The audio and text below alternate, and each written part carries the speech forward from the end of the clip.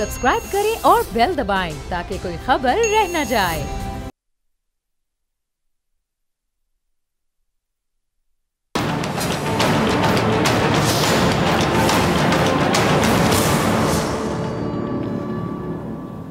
अस्सलामुअलैकुम, मैं हूं डॉक्टर फिजा खान और मैं हूं पाकिस्तान। जो खदशा दिखाई दे रहा था वही हुआ। तरमीमी बिलों का तनाज़ा और इन पर मुल्क के आला तरीन मनसब पर फाइज शख्सियत के तर्ज अमल से मुल्क में एक नया सियासी बहरान जन्म ले चुका है।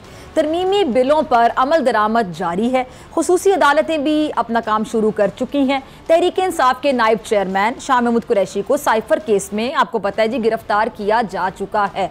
और अब जो बिलों की कानूनी हैसियत है उस पर जाहिर बात है सवालात उठ रहे हैं। मुखालिफिन ये कहते हैं कि सदर ने अपनी पार्टी को बचाने के लिए ट्वीट का वार किया, लिहाजा अब वो उनसे मुस्ताफ़ी होने का सीधा सीधा मुतालिबा कर रहे हैं। अब ये बहस चल रही थी कि जी आज सदर आरिफ अलवी ने एक और सरप्राइज़ दे डाला है। चीफ इलेक्शन कमिश्नर को ख़त लिखा है कि जी आइन के मुताबिक सदर पर लाजिम यह है कि 90 रोज़ में इलेक्शन की तारीख दें, इसलिए उन्हें तारीख तय करने का बुलावा भेजा है।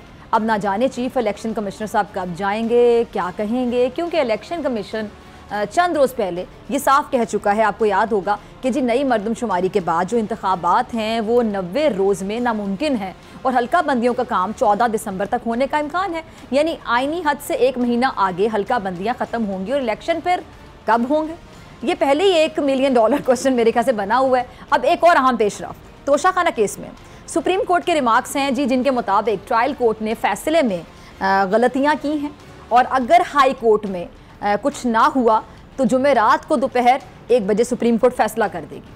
तोशाखाना केस में चेयरमैन पीटीआई को 3 साल कैद और जो 5 साल सियासी नाअहली का सामना है।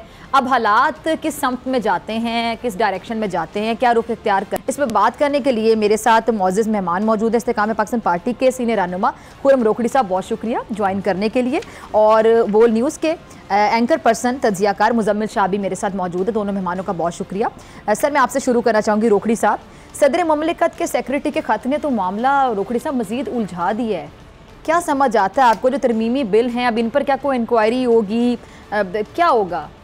उलझाया हुआ तो उन्होंने उस दिन से है जिस दिन से इनकी अपनी पार्टी ने, बिकॉज अब मैं कंसिडर नहीं करता हूँ इखलाकी तौर पर उनको president of Pakistan, president of Pakistan से हटकर उन्होंने एक पार्टी का कारकुन होने का बड़ा उम्दा रोल अदा किया। और वो उम्दा रोल इसलिए कह रहा हूँ कि हमारे यहाँ एथिक्स ऐसी हैं कि हम गलत को गलत और सही को सही नहीं कहते। यानी हमारा एक रुझान है कि जो जिस पार्टी में है या उसको वो गलत को बिल्कुल गलत ना कहे, उसके साथ जुड़ जाए, और जो सही हो अगर वो उसको, यानी this is what we are. और करते करते ये पार्टी इनकी कल्ट का हिस्सा रूप धार गई। ठीक है। और जिस दिन से ये निकले हैं नेशनल असेंबली से अपने इस्तीफा देकर, ना आपने कहा ना हमने कहा, बल्कि इनको हर खैर खा ने रोका और उन्हें कहा ये काम ना करना, उस दिन से ये प्रेसिडेंट ऑफ पाकिस्तान हर मामला को कंट्रोवर्सी बनाकर पेश कर रहे हैं। ये कोई नया काम तो किया नहीं कि जिसमें हमें परेशानी हो या हम हैरान हो, लेकिन इस तरह इन्होंने एक और उम्दा हरकत किया जी। इन्होंने ठप्पा लगा दिया कि उम्र, रुतबा, मर्तबा, मकाम, ये कोई चीज़ ये हैसियत नहीं रखता। आप हर वो काम करें, हर वो गलत काम भी करें तो आप सोसाइटी के अंदर यू विल बी एक्सेप्टेबल। आपके पास कलम मौजूद है। अच्छा, एक और आज इन्होंने खत लिख दिया इलेक्शन कमीशन को। आज कलम भी हाथ में आ गया, खत भी आ गया। आज इलेक्शन कमीशन को खत लिख दिया कि आप मेरे पास तशरीफ लाएं। विदाउट अंडरस्टैंडिंग के पार्लियामान पिछले दिनों क्या कानून पास करके इलेक्शन कमीशन को कौन सी खुद मुख्तारी दे चुका है। लेकिन तो अच्छा, इलेक्शन कमिश्नर तशरीफ लेके जाएंगे अब? आई डोंट नो, जल्दी चले जाएंगे, आई डोंट नो, लेकिन वो तो खत लिख, भाई साहब ने खत लिख दिया, साइन भी कर दिया। अच्छा, इनके पास जो भी बिल्स आते थे उनको ये एक पूरे प्रोसीजर के साथ पहले डील करते रहे जी। इंटरेस्टिंगली इस बिल के ऊपर ना कोई ऑब्जेक्शन है, ना कोई कलम हिल है, न कोई चीज़ है। और एक निहायत कमज़ोर हरकत होती है एक बड़ी सीट के ऊपर बैठे हुए बंदे पर कि वो अपनी तमाम शरारत का और जानते बूझते शरारत मैं तो ओपनली कह रहा हूँ, कल परसों से कह रहा हूँ, आज तो बड़े नर्म अल्फाज, आज तो बहुत नर्म अल्फाज हैं क्योंकि मेरी तबीयत शायद इतनी, आज मैं फ्रेश नहीं हूँ, आज तो नर्म अल्फाज है। शरारत का, अच्छा एक और लफ्ज़ है मक्कारी का, ये दोनों का इल्जाम अपने नीचे ऑफिसर पर फेंक दिया विदाउट रियलाइजिंग कि वो officer is one of the best officers of DMG, जिस ऑफिसर की अगले महीने बेटी की शादी है और जो इनकी पसंद पर यहाँ आया था और जिसने कोई ऐसा गलत काम नहीं किया कि ये उसको। अच्छा, उन्होंने भी अपनी क्लैरिफिकेशन जस्टिफिकेशन दे दी। दलेर ऑफिसर है, दे दी। आप मुझे बताएं, एक ऑफिसर जिंदगी के इस हिस्से में पहुंचा हुआ है, उसकी पूरी जिंदगी का एक पैटर्न है, वो गुजारने के बाद उसकी बैक और रह जाएगी, साल रह जाएगी, उसको इस मौके के ऊपर आकर अपनी शरारत की वजह से वो खराब करें जी। अच्छा, एक there are so many things, तो अब इस पर क्या बात की जाए इन शरारती हजरत साहब के ऊपर, बताइए, आप बताएं। अच्छा, चलिए आगे मुजम्मिल की तरफ चलते हैं। मुजम्मिल, मैं आपकी तरफ आना चाहती हूँ। आपने रोखड़ी साहब को भी सुना। मुजम्मिल, वैसे ये वाकई बात समझ नहीं आती है कि जिस तरह सदर, अब आप कल नसरुल्लाह मलिक साहब हमारे साथ प्रोग्राम में थे, सीनियर तज्जियाकार, तो मैं उनसे भी बात करी थी मुजम्मिल कि सहाफ़ी 2 घंटे अपना फ़ोन ना देखे तो बड़ी परेशानी हो जाती कि आखिर चल क्या रहा है। फिर हम लोग आपस में डिस्कशन करते हैं, तमाम एंकर्स, तमाम रिपोर्टर्स, तमाम जर्नलिस्ट, कि इस खबर पर आपका तज्जिया क्या है, आप क्या एक दूसरे की राय जानते हैं। अब आप सदर मुमलिकत हैं, आपको इतने घंटों पता ही नहीं चला, ये बात समझ आती है आपको? फिर टीवी पर भी नहीं क्या चल रहा था, आपने टीवी भी नहीं देखा, क्या समझ आती है आपको? फिर ट्वीट कर देना, कानूनी रास्ता फिर इख्तियार किया जाता है, ट्विटर पर कहा जाता है मैं अल्लाह को हाजिर नाज़िर जान के ये बता रहा हूँ। ज़ाहिर बात है सदर मुमलिकत हैं, एक रिस्पेक्टेबल ओहदे मनसब पर फायज हैं, उनकी इज़्ज़त भी हम पर फ़र्ज़ है, लेकिन मुझे समझ नहीं आई इस पूरे मामले की।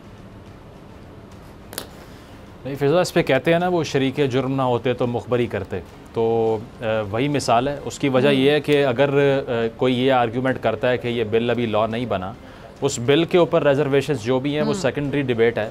लेकिन अगर सदर पाकिस्तान ट्वीट में माफ़ी मांग रहे हैं कि मुझसे ये जो ख़बर लगी है ये सही नहीं है और अब ये लॉ बन गया और जो इसकी जद में आएगा उससे माफ़ी चाहता हूँ, इसका मतलब ये है वो खुद एक्सेप्ट कर रहे हैं कि it has become the law. अगर ये ना बना होता तो वो माफ़ी ना मांगते, वो कहते हैं एक्सेप्ट कर लिया उन्होंने जी, क्योंकि उनके अपने ट्वीट में ये लिखा हुआ है ना। अगर तो वो ये कह दें कि ये लॉ है ही नहीं, मैं इसको डिस्प्यूट करता हूँ, that is a different case. उन्होंने तो अपॉलॉजी की है कि अब ये बन गया लेकिन मेरा इसमें हिस्सा नहीं था। तो बेसिकली वो क्रिकेट में एक टर्म यूज़ होती है ना कि वेल लेफ्ट वाली, जिसमें आप बॉल को ना डिफेंड करना चाह रहे होते हैं और ना आप उस पर शॉट मारना चाह रहे होते हैं, तो आप उस बॉल को छोड़ देते हैं। अब इस बॉल को अलवी साहब ने क्यों छोड़ा? क्योंकि अगर वो इसको खेल जाते तो अपनी पार्टी से क्रिटिसिज्म आता जो बर्दाश्त ना होता, क्योंकि अगले ही रोज़ हमने देखा है कि उनके अपनी पार्टी के रहनुमा जो हैं वो ज़द में आ रहे हैं, तो वो अफोर्ड नहीं कर सकते, इसीलिए उन्होंने ना इस बॉल को खेला और ना इसको जो है वो इस पर शॉट मारी। तो उन्होंने कहा कि इसको मैं ऐसे ही जाने दूँ तो बेहतर है, कोई कमेंट्री नहीं की। अब मसला ये है कि अगर आपने बिल वापस करना था तो आपने उस पर कोई रिटन फॉर्म में कोई रिजर्वेशन दी, आपने नहीं दी। तो उनका सारा केस इस बात पे बिल्ड हुआ है कि उनके स्टाफ ने उनको मिसगाइड किया। हाँ, जिससे आर्टिकल 75 से मैं की बात करती हूँ, बड़ा क्लियर है कि अगर आपको एतराज़ है तो आप एतराज़ात लगाते हैं। क्या उन्होंने एतराज़ात लगाए थे उस पर? बिल्कुल, तो वही है ना कि अगर एतराज़ उनका रिटन फॉर्म में रीमर्ज नहीं करता तो फिर ये उनका केस बड़ा कमज़ोर है, क्योंकि उनकी तरफ से भी एक कमज़ोर स्टांस लिया गया है। अगर उन्होंने अपनी पार्टी को सेव करना था, वो ओपनली बाहर आके कहते कि हाँ ये चीज़ गलत हुई है, मैं इसको अपोज़ करता हूँ और ये बिल जो है मैं सेल थ्रू होने नहीं दूंगा, लेकिन उन्होंने वो भी अवॉइड किया। तो मैं इसको फेस सेविंग की एक एफ़र्ट समझता हूँ कि कल को जाके अपनी पार्टी के रहनुमाओं को जवाब देने की सूरत में उससे बचने के लिए उन्होंने ऐसा किया है। वो और बात है कि जब ये इनका तहरीके इंसाफ का दौर था तो उस टाइम पे प्रेसिडेंट ऑफ पाकिस्तान ने 45 ऑर्डिनेंस अपने हाथ से साइन किए, जिसमें काजी फ़ायज़ ईसा साहब के अगेंस्ट जो सुप्रीम जुडिशल काउंसिल का रेफरेंस था उसको भी साइन कर दिया। चेयरमैन तहरीके इंसाफ ने कहा वो गलत हुआ था, अलवी साहब ने आज तक नहीं कहा।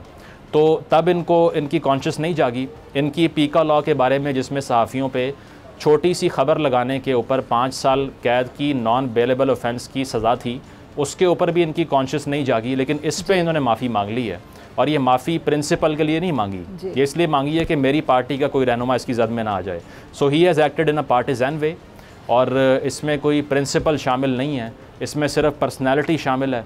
और उन्होंने एक वीक मूव किया है। अगर वो स्ट्रॉन्ग मूव करते तो वो आके ओपनली इसको अपोज़ करते, लेकिन उन्होंने इंतज़ार किया और जैसे ही ये लॉ बन गया उसके बाद उन्होंने कहा माफ़ी मांगता हूँ, लॉ तो बन गया है, अब जिसको मार पड़ेगी पड़ती रहे, लेकिन मेरा इसमें हिस्सा नहीं है। तो लगता यही है कि इसमें क्लैरिटी उनकी थी कि मैंने इस पर कोई ब्लैक एंड वाइट ओपिनियन नहीं देनी, इसको ग्रे में रखना है, उन्होंने रखा है। और इंटरनेशनली पाकिस्तान का मजाक भी उड़ा है। लोगों ने कहा ये किस नौयत की स्टेट है जहाँ प्रेसिडेंट कह रहा है मैंने बिल साइन नहीं किया। तो obviously it has resulted into a massive embarrassment for us. जी जी जी जी मुज़म्मिल, आपने अहम सवाल उठाया है कि इस पर हमारे मुल्क पर जारी बात है, सवालात उठे हैं। और भारत हमारा रिवायती हरीफ मेजर साहब, भारत में आपको पता है वो तो इंतज़ार कर रहे होते हैं कि पाकिस्तान के बारे में कोई ख़बर उनके हाथ आए तो उनकी शायद सुर्खी होती है वो, और सारा दिन फिर उनका मीडिया चीख चीख कर चिल्ला कर तनकीद करता है। तो आप देखें कि उन्होंने मैंगो रिपब्लिक कह दिया, बड़ा दुख होता है, तकलीफ होती है, गुस्सा भी आता है। तो उनके मुंह में अल्फाज डाल कौन रहा है? हमारे हाथ से इस तरह की ट्वीट सब होंगी तो उनको हमारे हाथ से अल्फाज मिल रहे हैं। और और ये जो लोग हैं ना, ये जो एक गिरोह है, ये पिछले पूरे 1 साल से भारत को नहीं, उस आरएसएस के नज़रिए को तकवीयत पहुंचा रहा है। मोदी जा रहा है अमेरिका, और उसके जाने से पहले जो एट्रोसिटीज़ कश्मीर में वो कर रहे हैं, और जो हमें हमारा कश्मीर में स्टैंस होता था और जितना मुस्बित स्टैंस होता था पाकिस्तान का, इस बंदे ने और इसकी कल्ट ने जो इसको गिरफ्तार करने के लिए पुलिस गई और जिसके ऊपर इसने पेट्रोल बम फेंके, इसने उसकी फुटेज बना के, छोटी छोटी क्लिप्स बना के वहाँ पे यूएसए में अपने लोगों को दिए, और उन्होंने पाकिस्तानी लोगों को इसने इन्वॉल्व करके एंटाई पाकिस्तान एक प्रोपेगेंडा किया। और फिर कुछ दिन बाद भारत का वहाँ पे मोदी पहुँचता है और वो जाके उन चीज़ों को कैश कराता है। ये चीज़ें ऐसे नहीं हो रही कि हम समझें कि वैसी ही हो गई हैं, ऐसे हो गई हैं, मैं आया और कोई चीज़ गिर गई, नहीं, ये ऐसी हो रही है कि एक आया उसने एक जानबूझ के चीज़ तोड़ी, इधर आया उसने जानबूझ के चीज़ चुराई, इधर आया उसने जानबूझ के चीज़ हरकत की। इस ट्वीट का, और ट्वीट भी अपने पर्सनल अकाउंट से, एक कमज़ोर तरीन इंसान की एक ऐसी ट्वीट कि जिसके साथ उसके मुल्क की सालमियत की बात नहीं है, मुल्क की इज्जत की बात है। मुल्क अल्हम्दुलिल्लाह कायम है और मुल्क महफूज हाथों में है, मुल्क की इज्जत की बात है। कौन सा ऐसा मौका है कि ये मुल्क की इज्जत को तार तार करने को छोड़ रहे हैं या मुल्क की इज्जत पे हाथ नहीं डाल रहे? और उस ट्वीट करता है और उस ट्वीट के अंदर कस्में उठाता है और फिर कहता है मैं माफ़ी मांगता हूँ, जैसे अभी मुजम्मिल साहब कह रहे थे कि जिनके साथ ये होने वाले, किसके साथ ये होने वाला है। ऑफिशियल सीक्रेट एक्ट लगता किस पे है? लोगों को ये भी बात जानना जरूरी है कि ऑफिशियल सीक्रेट एक्ट उन बड़े मनसब के ऊपर बैठे हुए लोगों पर या उन खास मनसब के ऊपर बैठे हुए लोगों पर कि जिनके पास सीक्रेट या टॉप सीक्रेट इंफॉर्मेशन जाती है, जिसकी शर्त ये होती है कि वो इंफॉर्मेशन वो किसी के साथ शेयर नहीं कर सकते। ठीक है। अब उस इंफॉर्मेशन को कोई भी उस मनसब के ऊपर बैठा हुआ आदमी अगर पब्लिक करता है या किसी को बेचता है या किसी के पास बताता है तो उसके ऊपर लगता है ऑफिशियल सीक्रेट एक्ट, और ये होती है गद्दारी, ये होती है मुल्क के साथ दुश्मनी। अब ये हजरत माफी मांग किससे रहे? जो मुल्क के दुश्मन है उनसे, जिन्होंने मुल्क के राज अफशा की उनसे, या इनको फिक्र क्या है कि जिन्होंने मुल्क के राज अफशा किए जहां नहीं देने चाहिए थे तो ये मौसूफ उनकी बचत चाहते हैं, तो ये मौसूफ खड़े किसके साथ हैं? पाकिस्तान के साथ या उनके साथ जिन्होंने पाकिस्तान का नुकसान किया? ये सदर मुमलिकत पाकिस्तान है या किसी पार्टी के अभी तक वो जो रोडों के ऊपर खड़े होकर गाड़ियां बंद कराने वाले एक कारकुन? ठीक है। अच्छा मुजम्मिल, इससे पहले मैं आपकी तरफ हूँ, एक और अहम इशू कल ये जो बडग्राम में हुआ था उस पर भी आप देख रहे हैं कि लोग किस तरह तनकीद कर रहे हैं और किस किस्म की गुफ्तगू की जा रही है। ये कौन लोग हैं? ये अपने मुल्क के दुश्मन है क्या? ये वही लोग हैं कर रहे हैं, मतलब पाक फौज पर तनकीद कर रहे हैं, चाहते हैं कि इनका मकसद क्या है? ज़ॉम्बीज़ का एक टर्म है, इनके ऊपर अगर आप उसको पूरी स्टडी करें, ये अपने माँ बाप को नहीं बख्शने वाले। इसने एक ऐसी कल्ट डेवलप की है कि इसने मुल्क का जो हमारा एक एथिकल फाइबर था ना, कि हम एक ऑनरेबल कौम थे और हमारे बच्चे ऑनरेबल लोग थे और बदतमीज़ और बदतहजीब नहीं थे। मैं यकीन करिए कई दफ़ा जब देखता था कि वेस्ट के अंदर बच्चे बदतमीज़ और बदतहजीब हैं, जब आज 10-15 साल पहले, तो मैं कहता था यार हमारा मुल्क कितना अच्छा है कि हमारे बच्चों में, हमारी यूथ में बदतहजीबी नहीं है। लेकिन इसको क्या क्या आप तमगा देंगे बुराई के, किस प्रिसीजन के साथ, किस महारत के साथ इस बंदे ने ऐसी गंदगी इस मुल्क के अंदर लाई और स्टेज शो के ऊपर खड़ा होके इसने वो मस्खरापन किया, इसने इज्जतें तार तार की, इसने बुरे अलकाब कहे, इसने घटिया कलाम किया। और वो बच्चे उन्होंने देखा हुआ कुछ है नहीं, वो मिसमराइज्ड हैं क्योंकि करिज्मेटिक पर्सनैलिटी है, कल्ट लीडर होते ही ऐसे है। आज उनको शर्म नहीं आ रही कि वो बटग्राम के अंदर जो रेस्क्यू ऑपरेशन है उसके अंदर भी वो गलाजत की तरह गंदे गंदे मजाक और गंदे लतीफ़े। अच्छा रोकड़ी साहब, सॉरी मैं आपकी बात कर रही हूँ, मुजम्मिल मैं आपकी तरफ आती हूँ, मैं अपना पर्सनल एक्सपीरियंस शेयर करती हूँ। कुछ दिन पहले जाके मैंने लाइन ऑफ कंट्रोल से प्रोग्राम किया था, तकरीबन 13 घंटे की ड्राइव करके हम लोग गए, फिर हमने लाइन ऑफ कंट्रोल पे जाके प्रोग्राम किया, कुछ देर स्टे किया, वहाँ से फिर हम लोग आगे दोबारा हमने 2.5-3 घंटे की ड्राइव की, फिर 1.5 घंटा मैं चलकर हम लोग ऊपर गए पूरी टीम के साथ। और वहां जाके जवानों का जब हमने हौसला देखा कि फॉरवर्ड पोस्ट है, सामने हमारा रवायती भारत, उनकी पोस्ट तकरीबन 10,000 फीट की बुलंदी पर हम गए, उनका हौसला देखें कि हमारे लिए वो वहां पर जागते हैं, वो जागते हैं ताकि हम अमन से सुकून से सोए अपने घरों में। आप जाके उनका हौसला देखें, आप जरा जाके देखें कि वहां पर वो कितनी बड़ी कुर्बानी है, सेक्रीफाइस हमारे लिए बैठे हुए ना, अपनी माओ की शक्लें 2.5-3 महीने बाद वो देखते हैं। क्यों? क्योंकि धरती माँ सबसे पहले है, सबसे पहले पाकिस्तान अपने वतन के लिए वो वहां पे बैठे हुए, आपके लिए, हमारे लिए, ताकि हमारे बच्चे हम सुकून से सो सकें, वो वहां पर जागते रहते हैं। और अब देखिए जल्जिला आए, सैलाब आए, कुछ भी हो, अभी करिए चेयर लिफ्ट का मामला था, जल्जिला आता है फौज को बुलाओ, सैलाब आता है फौज को बुलाओ, फौज ही है ना जो आके हमारी मदद करती है, दिफा करती है, बॉर्डर्स पे भी हमारा दिफा करती है। एसएसजी कमांडोज हैं वहां पे, किस तरह ऑपरेशन हो रहा था उसको भी इन्होंने इतना कंट्रोवर्शियल बना दिया। यकीन जाने किसी भी मुहब्बे वतन पाकिस्तानी को तकलीफ होती है रोकड़ी साहब। इसमें मैं आपकी तरफ भी आऊंगी। मैं एक चीज मुझे बताएं, कोई माँ 50,000 60,000 के पीछे बेटा मरवाएगी? कोई माँ?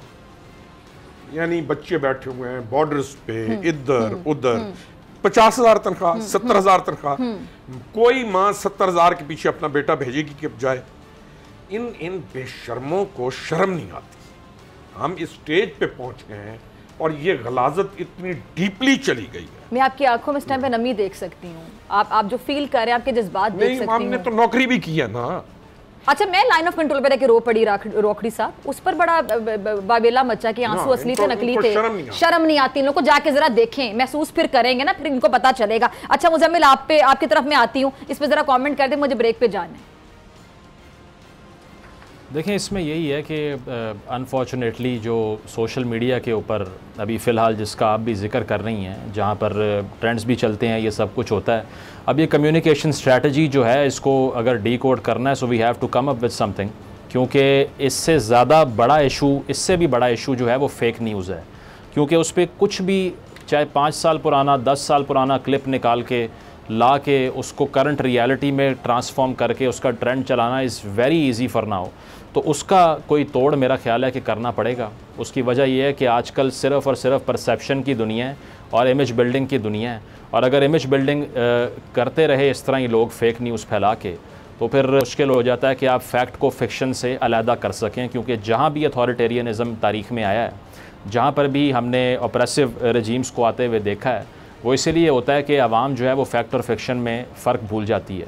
तो आप इनसे डिबेट करके देख लें किसी इशू के ऊपर। फेक न्यूज़ जो है वो बिल्कुल, फेक न्यूज़ की हम बात कर रहे हैं ना, अगर इस पे पूछा जाएगा तो ये कह देंगे जी हमारी जो आज़ादी है इजहारे राय है उसमें बहुत बड़ा हमला हो गया। ऐसे ही है, और उसकी वजह यही है ना कि वो कवर एक चीज़ प्रोवाइड करती है। तो अनफॉर्चुनेटली जिस तरह से इस कदर एम्पावर हुआ है पिछले 4-5 साल में ये एक पॉलिटिकल पार्टी की अगर हम बात करें, तो उनकी जो कम्युनिकेशन स्ट्रेटजी है उसने बहुत से फिक्टिशियस चीज़ों को फैक्ट्स में कन्वर्ट किया भी है, और आप उनसे डिबेट भी नहीं कर सकते। तो इसका हल सिर्फ यही है कि हम फैक्चुअल बात करें, रैशनल बात करें, ताकि ये जो प्रोपेगेंडा है इसको डिसइंटीग्रेट कर सकें। ठीक है जी, मेहमान मेरे साथ मौजूद हैं, आपसे मुलाकात होगी शॉर्ट ब्रेक के बाद।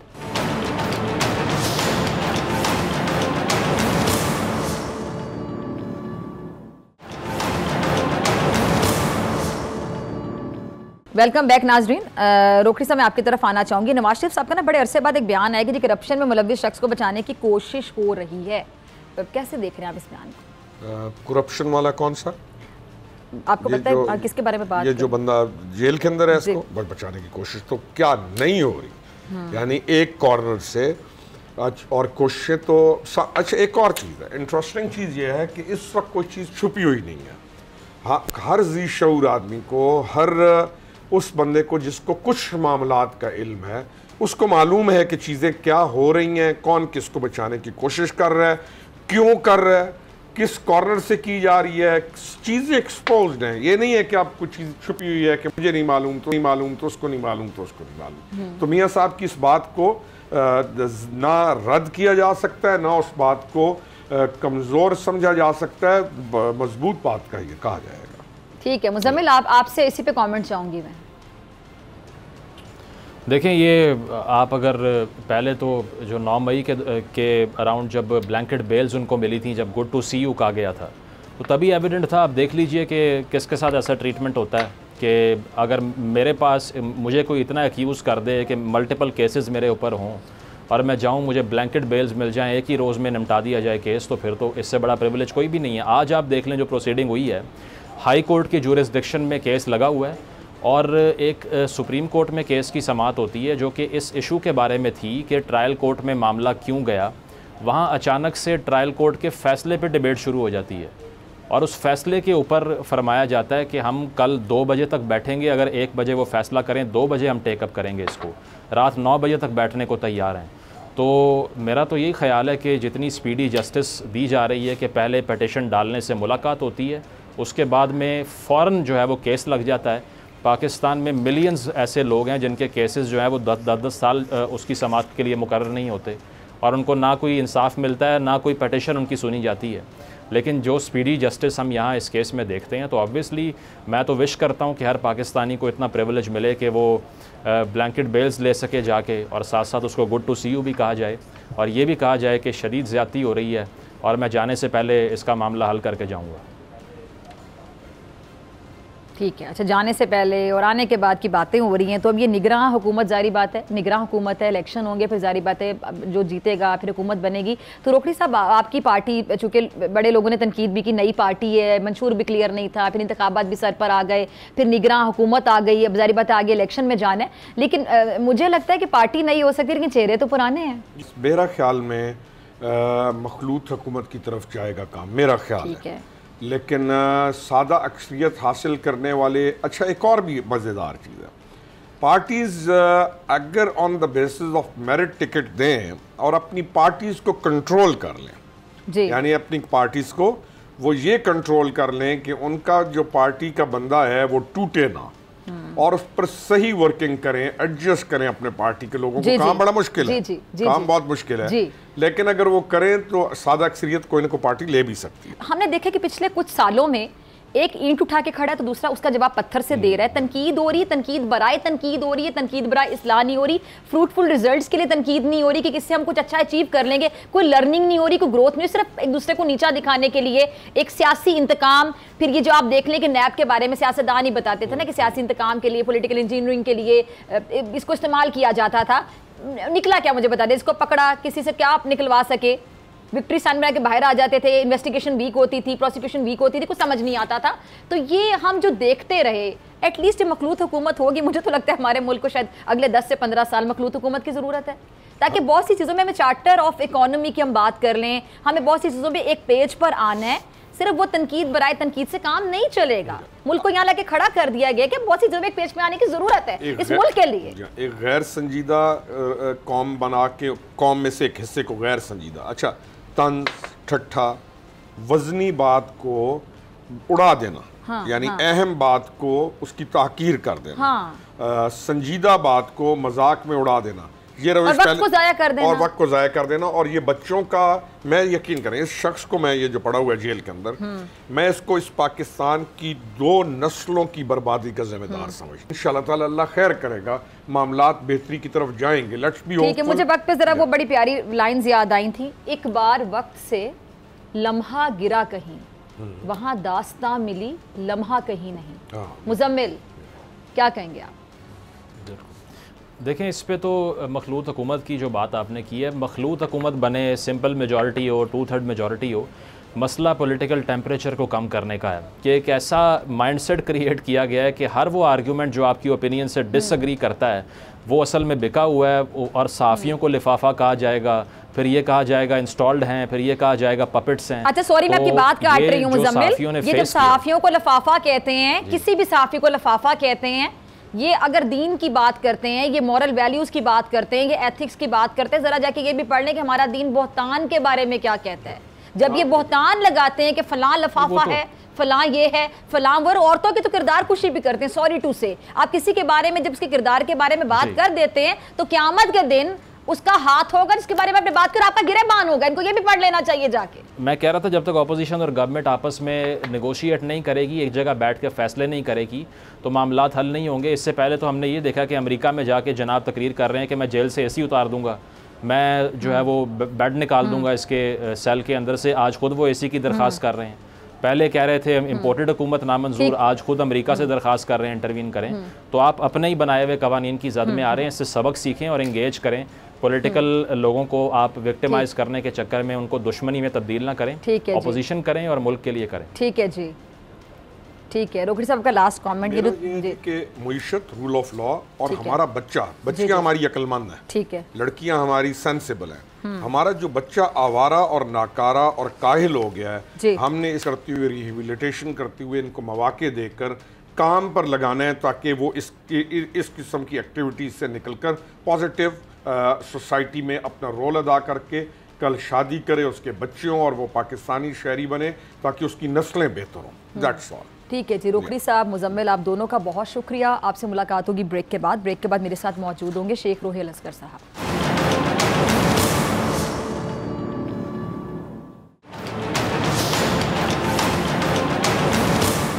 वेलकम बैक नाजरीन। लंदन में मुस्लिम लीग नून के रहनुमाओं ने डेरे डाल लिए हैं। शहबाज शरीफ साहब भी आपको पता है वहीं पर हैं। उनके अलावा जो दीगर अहम रहनुमा हैं वो भी वहाँ पर मौजूद हैं। जो मुस्लिम लीग नून की मुलाकातें हैं उनमें नवाज शरीफ साहब की वापसी और इंतखाबात पर बहस के साथ साथ अब जो नज़रें हैं सुप्रीम कोर्ट पर भी जमी होंगी, जहां तोशा खाना से मुतल्लिक जो अहम फैसला है वो आपको पता है जुमेरात को आना है।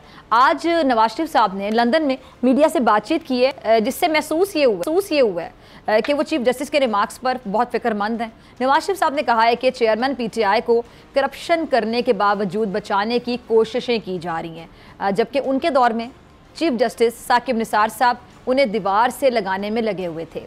अब जो बदलती सियासी सूरत हाल है उस पर मुस्लिम लीग नून की ना रद्द अमल है, वो आखिर होगा क्या, जानने के लिए आज मेरे साथ प्रोग्राम में मौजूद हैं पाकिस्तान मुस्लिम लीग नून के सीनियर रहनुमा शेख रोहेल असगर साहब। बहुत शुक्रिया ज्वाइन करने के लिए। रोहेल असगर साहब, लंदन में मुस्लिम लीग की जो क़यादत मौजूद है, इलेक्शन और अदालत को लेकर कौन से अहम अमूर हैं जिन पर बात होगी?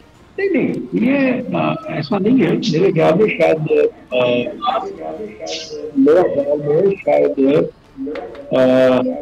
एक तो पहले ये मैं आपको बता दूं, आने वाले आपके लिए जी होगी जी मेरा अपना ख्याल है। और जहाँ तक इलेक्शन की बात है ना, उसका तो इलेक्शन कमीशन फैसला करेगा ना कब इलेक्शन करने हैं और कब होंगे, डिलिमिटेशन कब होगी और कब खत्म होगी, उसके बाद इलेक्शन अनाउंस होंगे। इन सारे अमूर को मेरे ख्याल बात होगी। और अब क्या बात होगी, अब इस पर तो सिर्फ आप महदूद टाइम कर सकते हैं ना। कोई 100% तो आप इस बात का अंदाजा नहीं लगा सकते कि आला क़यादत जो है किन अमूर पर बात करेगी, किन मसाइल पर बात करेगी। लेकिन मेरा ख्याल तो जहाँ तक मेरा अपना ख्याल है कि छोटे मियां साहब को शायद उनकी अहमियत दिमाग की उनके लिए शायद ज़्यादा अहम, उनके लिए वो चीज़ ज़्यादा अहम। बाकी भी सब सियासत डिस्कस होगी ना कि आपने इलेक्शन में जाना है तो कौन से आपने बयानिए के बाद मामला को आपने टेकअप करना है और कैसे टेकअप करना है, ये सारी बातें तो करती भी होगी। लेकिन आप उसको से भी इस बारे में अपनी राय नहीं दे सकते। और मेरे ख्याल में शायद इसमें राय देनी भी नहीं चाहिए, क्योंकि आप वाम मौजूद नहीं है, इसलिए आपको ये पता नहीं है कि वो किस अमूल पे बात होगी। आप मुझसे कोई बात करें ना, आपको कुछ और बात करें, वहाँ पे इलामिया कुछ और आ जाए, तो ये मेरा ख्याल मुनासिब नहीं है। लेकिन ये आप ध्यान में रखें कि बात तो ऑब्वियसली सियासत, जब सियासतदान बैठते हैं मिलते हैं तो बस सियासत बात तो होती है, डेफिनेटली होगी। ठीक है जी। अच्छा ठीक है रोहेल साहब, ये जो सारी पार्टियों ने मिलकर नई मर्दमशुमारी का फैसला किया, अब जाहिर है इलेक्शन तो आगे जाना ही था। अब पीपल्स पार्टी और दीगर पार्टियों को जो 90 रोज से आगे खतरा दिखाई दे रहा है, क्या आप लोग भी यही समझते हैं? नहीं, इसमें खतरे वाली कोई बात नहीं है, इसमें बिल्कुल खतरे वाली कोई बात नहीं है। ये तो एक प्रोसेस है, खतरे वाली बात नहीं है। डिलिमिटेशन प्रोसेस है।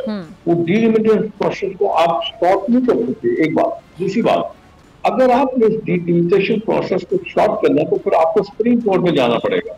सुप्रीम कोर्ट ने 2018 के इलेक्शंस में आपको वन टाइम इजाजत दी थी कि आप पुराने सेंसस पे आप इलेक्शन करवा लें, लेकिन जब आप सेंसस नए सेंसस करते हैं और उसका नोटिफिकेशन भी हो जाता है तो फिर उसके लिए डिलिमिटेशन जरूरी है, वो बहुत जरूरी है। उसके बगैर तो आप इलेक्शन कर ही नहीं सकते। और उसके प्रोसेस का एक वक्त मुकर्रर है। जो मैंने जो असेस किया, जो मेरे नजदीक है, वो मेरे ख्याल में शायद 120 दिन है।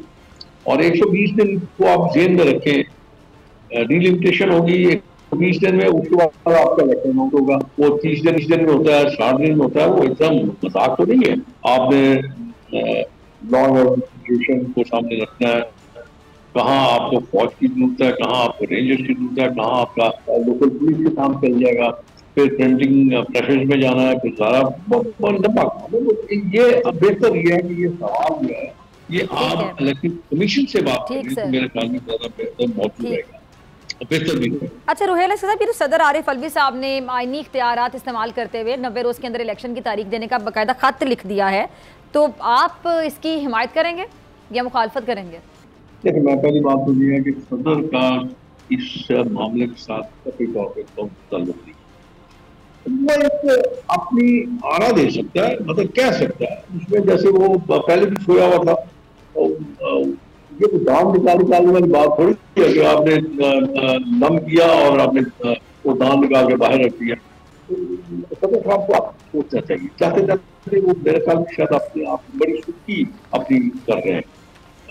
अभी 2 दिन पहले उन्होंने अपना एक मजाक उड़ाया, ये बात कह के कि मुझे पता ही नहीं चला मेरा साथ क्या कर रहा था, सोए हुए थे, आपको क्या कर रहा था। इसका मतलब आपको इंटरेस्ट ही नहीं था, आप उस पर कोई शो ही नहीं कर रहे थे। अब यहाँ पर भी उन्होंने सिर्फ ऐसी खाना पूरी की है, तो चले जाना, आप जाइए, आप आराम कीजिए, अब खत्म हो गया बात। अब क्या आप वीडियो करना चाहते हैं, क्या करना चाहते हैं? तो आपको मैं भी अर्ज किया है कि ये सहीहन ये जो इख्तियार, ये इलेक्शन कमीशन का इख्तियार, अगर आपने अपने आप को हीरो बनाने के लिए मैंने खत लिख दिया तो आपके खत का कौन जवाब देगा यार? बड़ी मेहरबानी होगी अगर वो ये समझे कि आपने खत लिखा और उस खत का जवाब देते तो, लेकिन वो पाबंद नहीं है आपके खत के जवाब देने। और इसलिए मेरे ख्याल में वो काम करना चाहिए जो आपकी जुबेन हो, जिसपे आपका इख्तियार हो। यानी अब आपका इख्तियार नहीं है तो आप उस पर काम कर रहे हैं, या आप उस पर अपनी एक आरा दे रहे हैं, या सजेशन दे रहे हैं, या आप दूसरे को कर रहे हैं, आप दूसरे का बताएगा, आप कर ही नहीं सकते, आपका इख्तियार ही नहीं है। तो फिर आप क्यों ऐसी बात करते हैं जिसके आपका एक प्रेसिडेंशियल ऑफिस जो है उसका मजाक है? पर लोग ये कहते हैं कि शायद फिर आपको होता ही नहीं है, शौक नहीं है आपको। अब देखिएगा ये जब रिटायर होंगे तो उसके बाद कितना मजाक हो रहेगा इस बात। हाँ, अभी तो आप ये कहते हैं respect of that office, Alvi की ऑफिस, अलवी की रिस्पेक्ट नहीं हो रही, ये उस ऑफिस की रिस्पेक्ट हो रही है। वो बोलता नहीं है, वो आपकी बात नहीं करता, वो आपका तमाशा नहीं दिखाता। अब प्रेसिडेंट पाकिस्तान, प्रेसिडेंट एक सिम्बोलियल एक है स्टेटस उनका क्या ताल्लुक है ट्वीटर्स के साथ? ट्वीट करना और अपने ट्वीट के जरिए आप अपने जी वो अजीब से नहीं लगी। अच्छा, ठीक है रोहेल असगर साहब, ये ट्रायल कोर्ट के फैसले में जो गलतियों की निशानदेही के बाद क्या ये जो तोशा खाना केस है इसका मामला सुप्रीम कोर्ट से तय होता दिखाई दे रहा है? क्या मुझे एक बात बताओ, जी जी जी, हमारा हाई कोर्ट ने फैसला दिया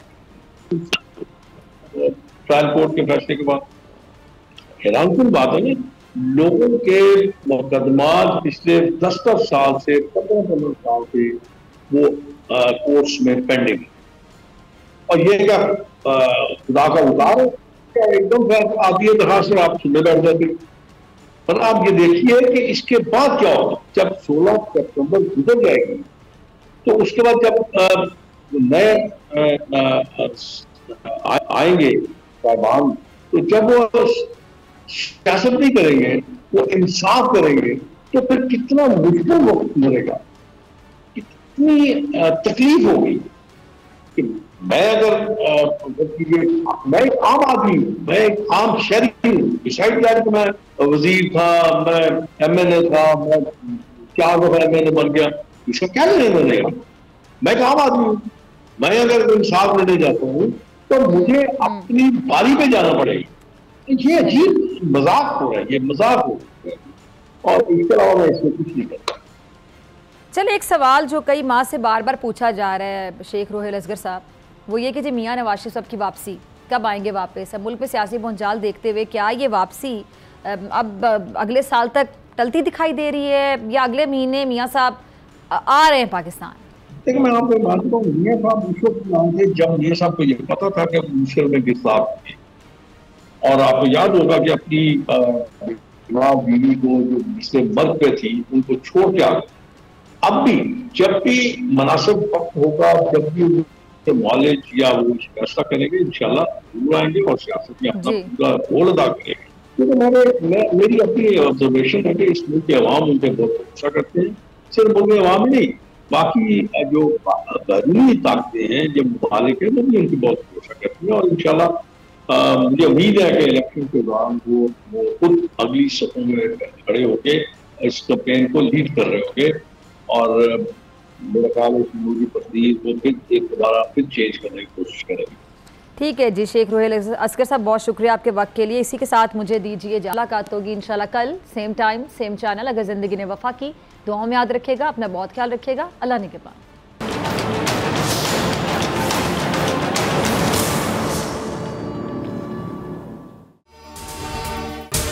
अगर आपको ये वीडियो पसंद आई तो सब्सक्राइब करें और बेल आइकन पर क्लिक करें।